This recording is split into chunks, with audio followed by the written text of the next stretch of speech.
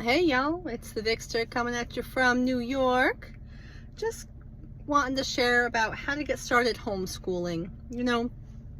When I started homeschooling, I came out of the public education system. I was a teacher. My oldest was 6 and I had 4 kids, 6 and under, and I knew it was time to start homeschooling them. So I left my job, I came back home, and I was lost. I had no idea what to do. I didn't know where to start. And so what I'm going to share with you today was a hard one through trial and error and mistakes and victories. So I have notes I'm going to look at and share. And so I wanted to start by talking about pulling your kids out of school. So in the middle of the school year. And a couple of things that I know that I did when I brought my kids back home was I noticed they had a very deep emotional need for closeness to their caregiver, which was me. So we had to spend a lot of time together. They always wanted to sit with me and be held. And what I tried to do at first was run my home like a school, because I came out of the public education system and it didn't work. It was a disaster. And so over time, I realized that I had to be a responsive parent and pay attention to what my kids needed.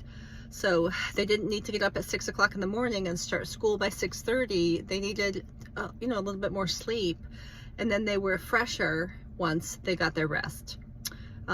So the first week, when you pull them out of school, it is going to be rough. It's going to be chaotic. There are new patterns and routines that need to be learned. So schedule wise, I always set Friday apart as sacred, and it was Fun Friday or Field Trip Friday. Some of the field trips we would take on Fridays is the art museum, the children's museum. We would go to the park and just have a picnic and park day. We would run errands together and talk about money and finding the best price and things. So really everything that you do on that Friday is just reconnecting with your child or children. And that is really important to do, especially if your child is coming home to homeschool for the first time. You have to reestablish those emotional connections with your child.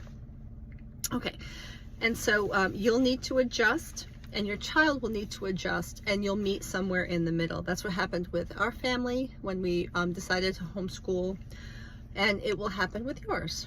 Okay, so another thing, after that, after you have reconnected with your child who was, either private school educated or public school educated, the next thing you want to do is sit down with your child and include them in the decision-making process about what their day is going to look like, what they're going to study, what curriculum, if any, that you're going to use.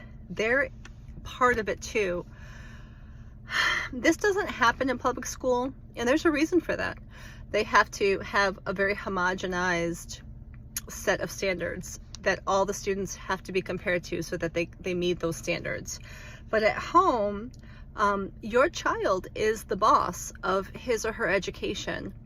If they want to put off studying, like I have a high schooler now, if she wants to do geometry after Algebra 2, it's not that big a deal to me. There are certain sequential courses, obviously, that need to be done, but if it's not a big deal, I just let it go. And she's the boss, and she decides what order she does things. If she wants to skip something and go back to it, it's okay. So including your child in the decision-making process is best practice. Okay, why would we do that? So I got my notes here. Why would we do that? Because it fosters ownership of his own education.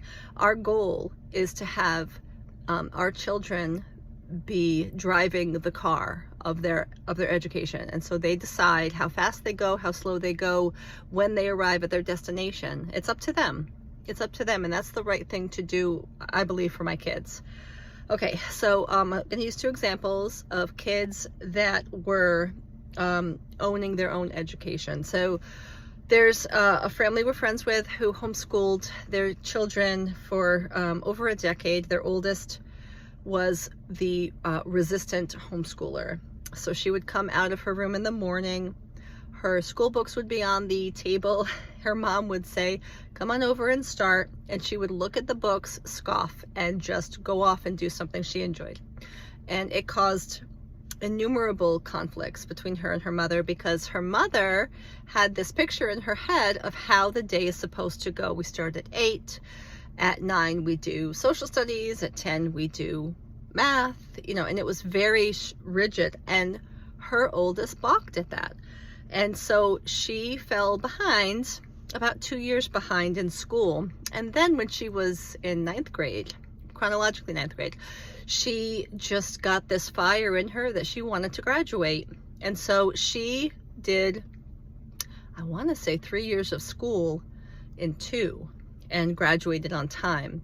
But if her mom had just driven her and, you know, pushed her and nagged her and harassed her about it, I don't know that that girl would have ever overcome her resistant feelings about school. So a lot of times these things come together organically without us really forcing anything.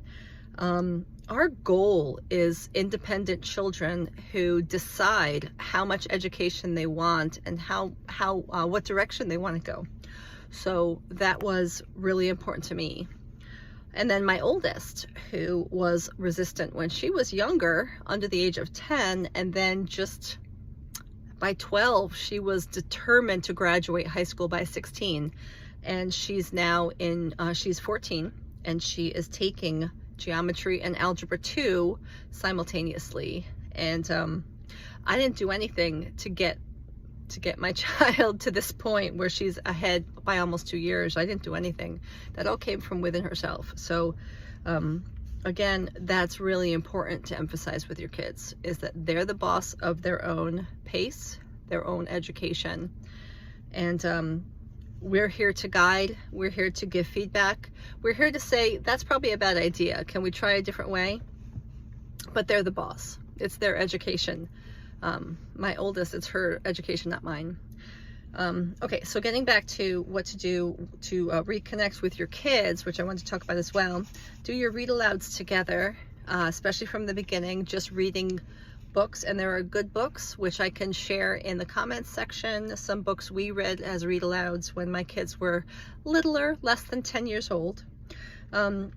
So start schooling. If you've chosen a curriculum, start as soon as you can, just to get your child used to, instead of getting up, going on the school bus and going to a building, getting up, eating breakfast, and, you know, starting some schoolwork. Get them used to that. So another thing I would say is get outside every day.